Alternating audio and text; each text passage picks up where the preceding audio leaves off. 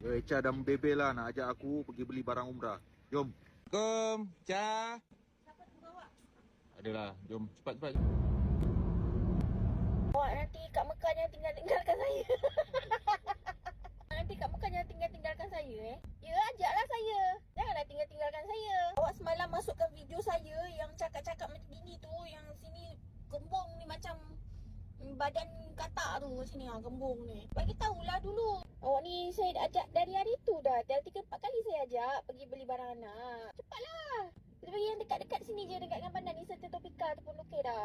Kain Eram apa semua, baju dia orang semua tak ada lagi. Tak payah beli, maksudnya barang-barang yang ada kat rumah tu pakai je. Masalahnya barang yang kat rumah pun tak ada.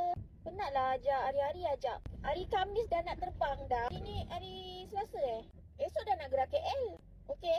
Ya, pergi, jom. Tahun depan dah nak keluar lagi seorang anak. Tambah lagi 1 beg.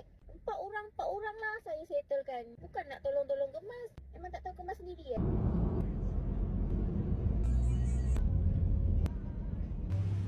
Lalil. Tu. Haizat Barakah. Beli kat situ. Sebelah Zeus Coffee. Ini untuk anak awak.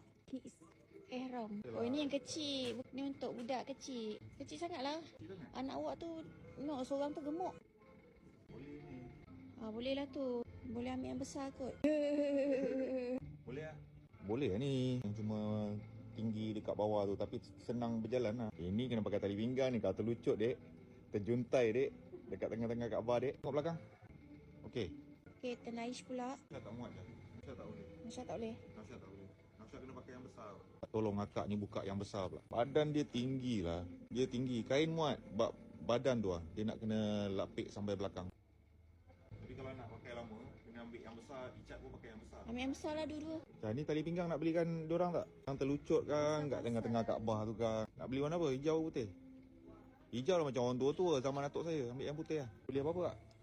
Nak beli untuk anak je. Cah, dekat Arab Saudi sekarang undang-undang baru tau. Orang perempuan nak buat tawaf, kena pakai 2 warna je.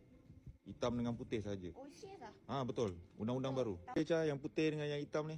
Ada 2 warna ni. Dia tak boleh pakai ketat dengan tak boleh ada labuci. Boleh macam ni, macam tu je. Yang ni tak boleh. Macam ni tak boleh nak masuk tawaf. Baju hitam yang zip ni tengah-tengah berapa ni kak satu? 15. Ini lah sarung tangan. Ini apa ni dalam ni?